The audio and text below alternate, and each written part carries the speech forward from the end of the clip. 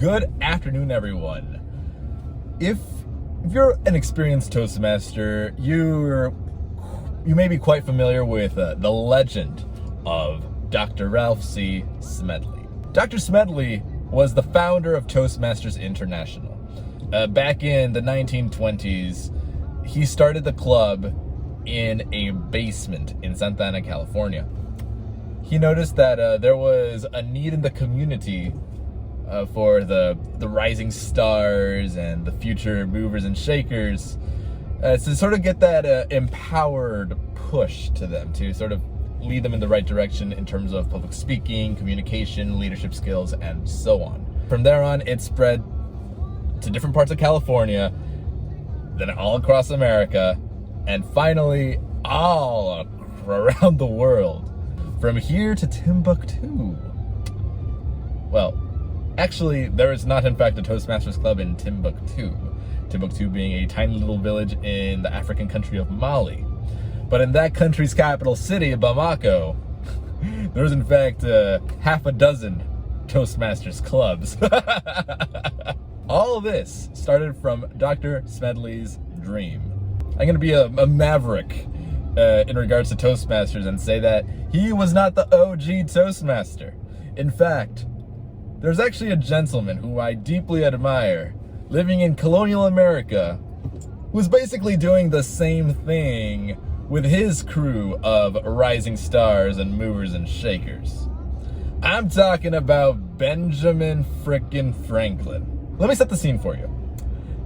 When Ben was a teenager, he ran away from home, from Boston, because he didn't feel appreciated. He felt that there was nothing for him in Boston. What does he do? He runs away with 3 coins and the clothes on his back. He hops on board a ship in Boston Harbor, ends up in Philadelphia, Pennsylvania to start his new life. He uses his experience as working as an indentured servant for his brother's newspaper as experience to go over to all the local newspapers in Philadelphia to start from scratch as a printer. After a couple of years of networking the absolute hell out of Philadelphia, he starts developing his own communication skills, his networking skills. And around this point, he owns the Pennsylvania Gazette, his very own newspaper. He realizes, oh my goodness, these are such valuable skills for young adults my age to also develop and cultivate. I am going to start a club. Ben was a big fan of clubs and fraternities. I'm gonna start a club specifically geared toward championing these values. What does he do? He writes an ad in the Pennsylvania Gazette as a call to action for all young men in Philadelphia to develop their public speaking, their leadership, their communication skills. He called it the Junto Club. Junto from the Spanish word juntos. The Junto, they would meet at a tavern. I believe it changed every so often, but they would meet in a bar setting. While they're getting tipsy, they would stick to the Junto Club's twofold mission. How do we empower ourselves? How do we empower the community? Well, they empower themselves by practicing speeches, by giving each other impromptu speech prompts, and then learning from their peers' feedback, advice, comments, and so forth. What does that sound like to you? That's a very crude Toastmasters meeting. Nowadays, Toastmasters International has a global alliance with Rotary International. Rotary being the world's largest organization that specializes in community service. Funny thing about the Junto is that remember how I said that it had a twofold purpose? How do we empower ourselves, public speaking, communication, leadership? How do we empower the community? Well, after they had a good round of speeches, the Junto would talk about how they can improve Philadelphia through community service, through projects, and so forth. Oh my God, quite a few of those projects my friends, are still in use today. The University of Pennsylvania, Ivy League school. It was started by the Gento. Pennsylvania Hospital, also started by the Gento. The modern concepts of the lending library and the volunteer fire department was also started by the Gento.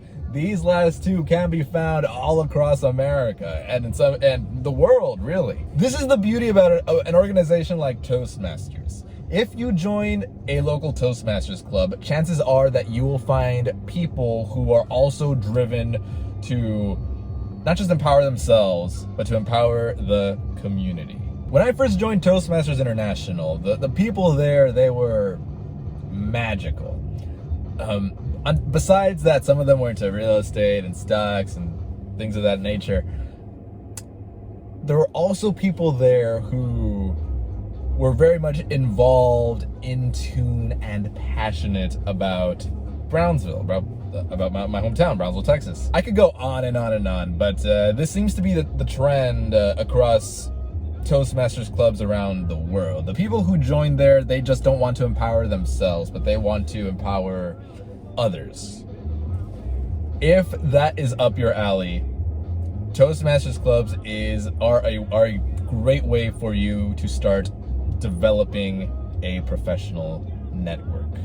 Maybe Benjamin Franklin's Gento Club doesn't exist anymore, but Dr. Ralph C. Smedley's Toastmasters International Club is still around. Like I said, from here to practically Timbuktu. For you and anyone else who might be interested to start developing and cultivating those valuable skills, those valuable resume home run skills: public speaking, communication, leadership, and of course some networking and community building along the way. Well, however you decide to build that resume, to build your internal skill sets, have a good day, take care, build a better network, and kick ass.